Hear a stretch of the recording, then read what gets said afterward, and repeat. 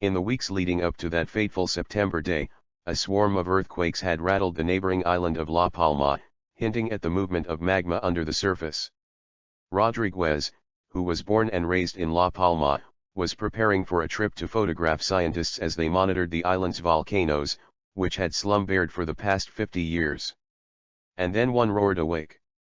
Rodriguez rushed out of the shower to change his flight and made it to the island a few hours later.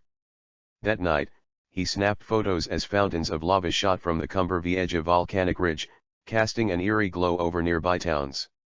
The volcano's roar filled his ears, like waves crashing on a cliff. Glassy shards of ash rained from the skies, and the scent of spoiled eggs permeated the air. "I never dreamed about being so close to something like this," he says. "It's so big, so powerful."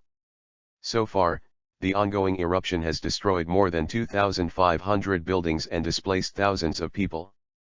Ash has fallen in thick layers, collapsing roofs and burying agricultural lands, and the lava has paved over everything in its path. "This monster erupted in the middle of the most populated area," Rodriguez says. "I can feel the pain of all the people here.